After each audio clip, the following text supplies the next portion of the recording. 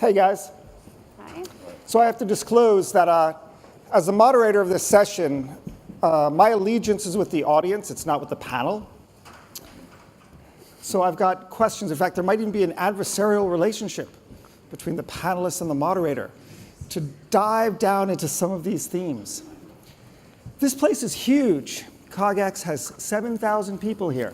Just a week ago, I heard there was 4.5 thousand. I'm wondering first,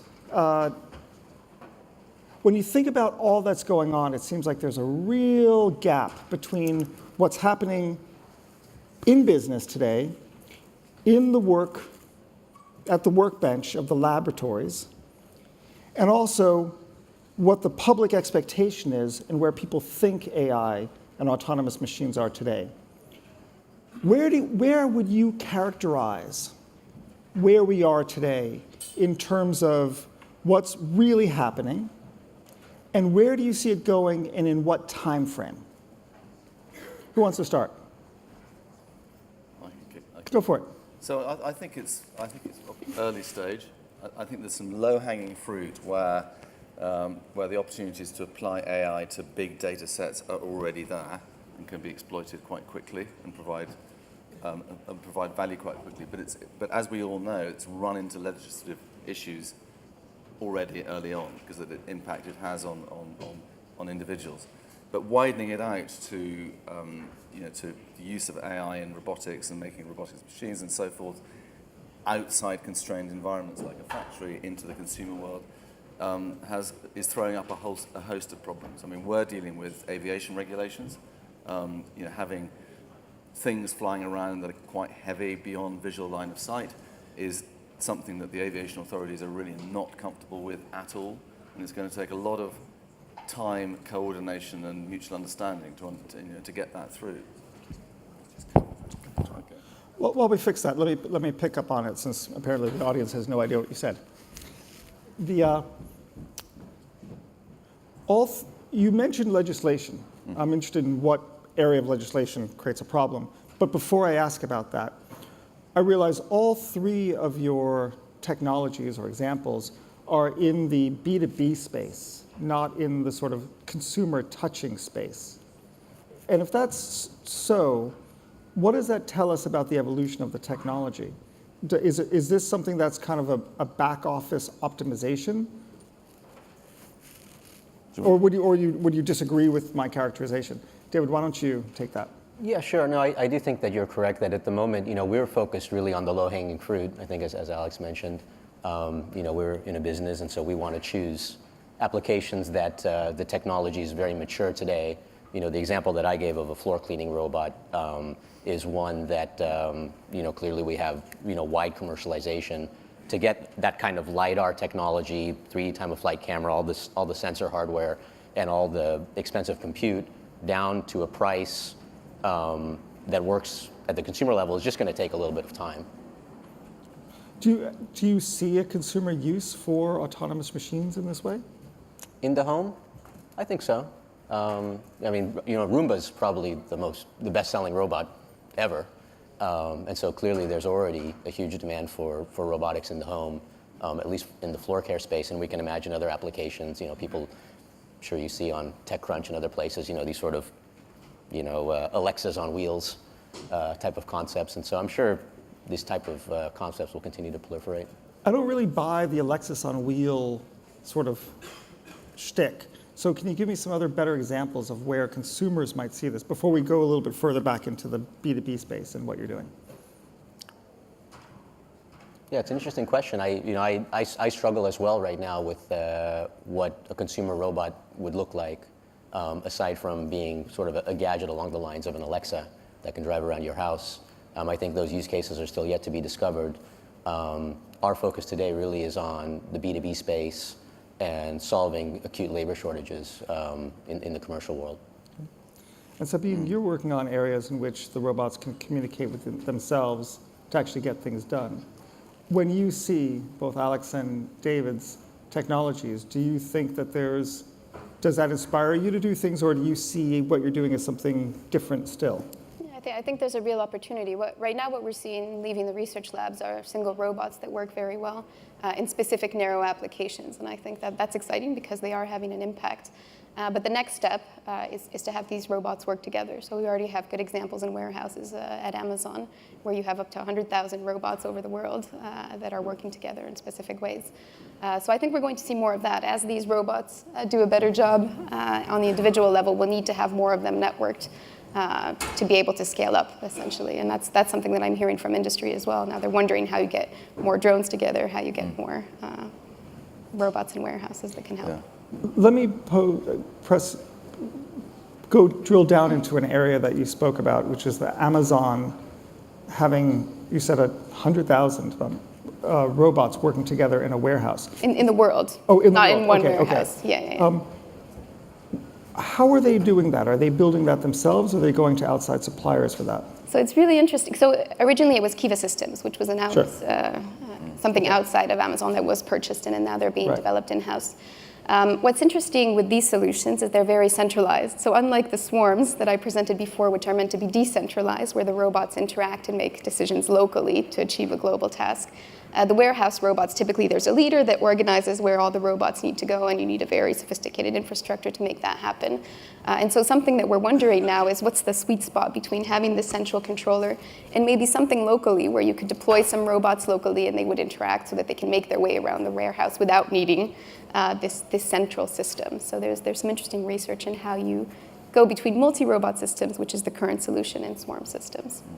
Is there any, well, when the internet was successful, it was because it was a quote-unquote dumb network.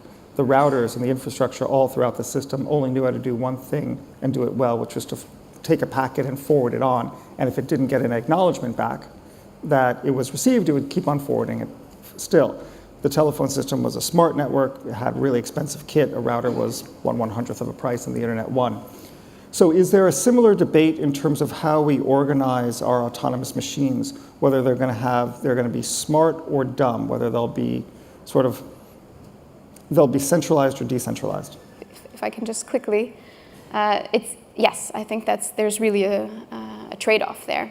So you saw the 16 robots which have GPUs on board in our swarm, and that's because we have few robots, so we can pump them up. We can essentially make them much smarter and more capable, and that completely changes the algorithms that you use on them. If you're looking at 1,000, 10,000, 100,000 robots, they need to be so simple that they're essentially fail-proof by design, or they just rely on random motion and noise, and it's probably similar with the flying robots that need to deal with wind. So it's understanding how you go across these trade-offs that's going to be really important going forward.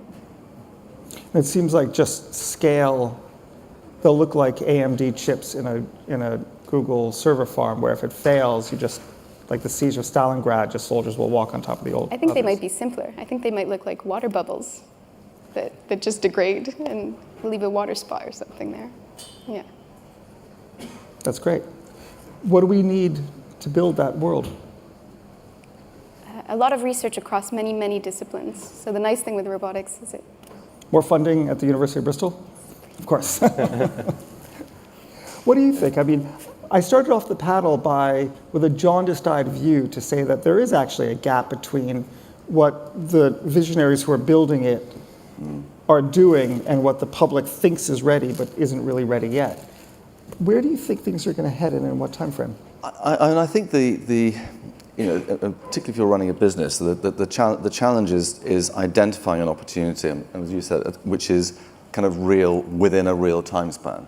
So we have to look at the now problems. You can't go to investors and say, I'm going to solve a problem which I think needs a solution in 5 or 10 years' time, because it just doesn't work. So in running a startup, unlike an academic institution, you're kind of forced into the nearer term. And that, in a way, forces you to examine, I call them missions. What valuable missions can you undertake with an autonomous or robotic system that are so valuable that people are prepared to push through the questions and legislations and so forth to get you to a position where you've got a functioning system which you can test and sell. And there aren't any kind of easy answers. We've stumbled, if I'm totally honest, we've stumbled across a few going, kind of hang on a second, we can do things that we can perform missions that helicopters are performing at an absolute fraction of the cost. That's kind of interesting. And that's triggering all sorts of activity around what we're doing, which is all B2B activity. So I think that there's going to be, the evolution is going to be a little bit haphazard, where these missions emerge. And the thing about robotic systems, like, as we've seen in the talks today, is that they are quite mission specific. I mean, in your talk, and actually the same goes for many areas of technology and in the natural world too. I mean, you find particular creatures are really, really good at doing one particular job.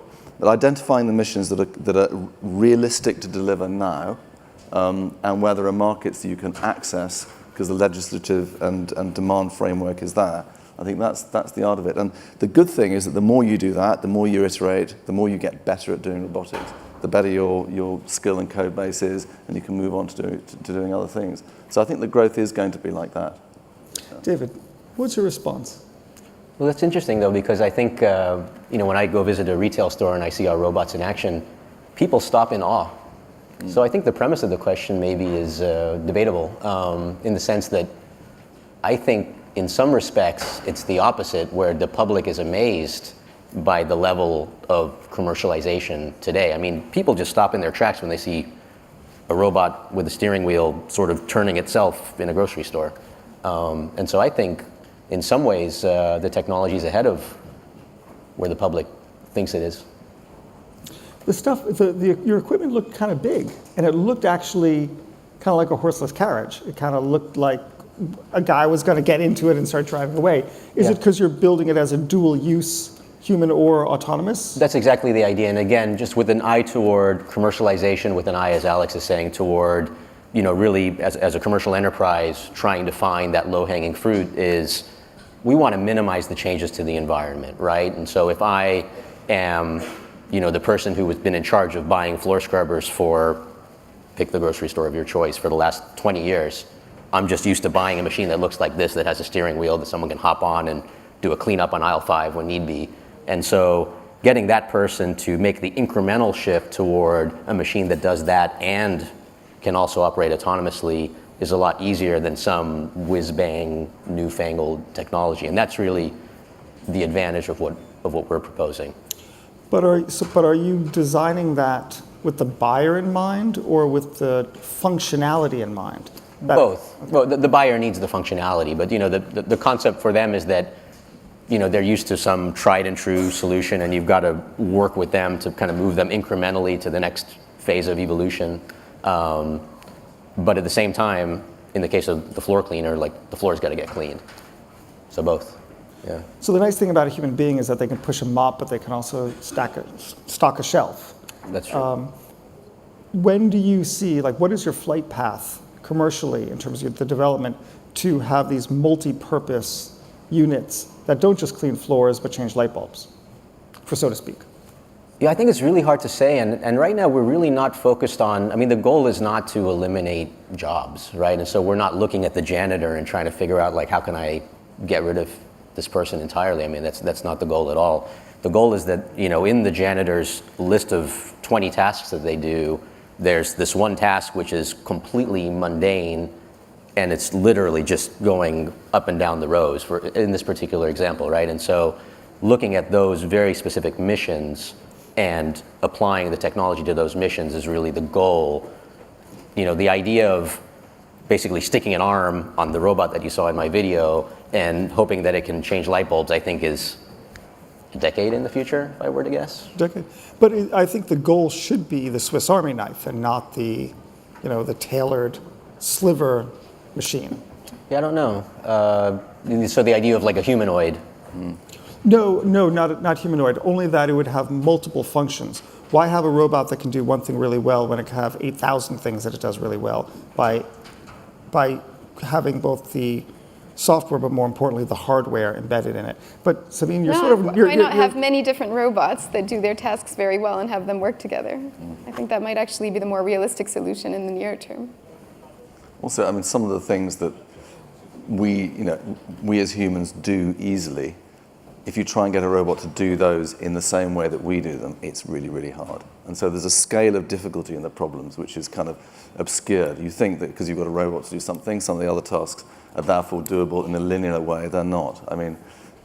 changing a light bulb is probably a pretty hard thing to get a robot to do compared to sweeping a floor. And I think there's the spectrum of difficulty is something that people aren't really aware of. But largely, I mean, in my talk I talked about Muirhead. I mean, there's a whole set of things that we take for granted as being easy that are really, really hard. I mean, spreading butter on a piece of toast is a good example. I mean, that from a robotic point of view, that's a really, really hard problem. You don't need to teach anyone to do that. And so I think it could be that the public understanding around that will grow, and we'll realise that there's a group of tasks that robots are really good at, just as there's a group of mistakes that robots are going to make that are going to be robotic mistakes that we kind of need to get used to. They're going to make mistakes in very different ways that we are. They're not going to fall asleep at the wheel, but they're going to run into things that they don't recognise. And I think the public will sort of get used to that over time. And what about interoperability? Should we be concerned about that now, or is that just way too far into the future? And now, yeah. I mean, I think, and I keep going back to the grocery store example just because I showed a video of a grocery store, but the idea that in the not too distant future there will be the floor scrubber that I showed, a robot that delivers goods from the back room to the shelves, a security robot. You can imagine in the next couple of years a single grocery store having a handful of different types of robots all scurrying around. If they're each on their own unique platform, I mean, it's just an intractable problem from an operations perspective. And so I see a clear need for a lot of what Sabine is talking about. Yeah, and there is a push to have standards and to have a way for these robots to work across different systems, but it's not there yet. I don't know what you think. Not there yet, but there's certainly a need, and it's something that we are focused on commercializing. Yeah. Great. What I'd like to do is open it up to the floor, but with the horror of Azim Azhar. Azim, how much time do we have left? 45 seconds. 45 seconds, so I should just thank them. Ask a quick question. I can ask a quick question. What is the thing what is the biggest obstacle that you face that if you could only resolve was going to give you a greater trajectory to get your objectives done? Why don't you start, Alex? Well, it's regulation. Regulation. I'm so surprised. I'm so sorry we haven't spoken more about it. Yeah. Sabine. Better, simpler hardware. Better, simpler hardware. Mm-hmm. Okay, but that's just a time thing. You just can watch your second hand and you're going to get that? No, we need new materials. We need a lot of different aspects, yeah. Okay, great. David? In my mind, it's just commercial acceptance of robotics. Mm. That sounds great. Look, thank you very much, and please join me in thanking the panelists. Guys, just stay where you are for a second.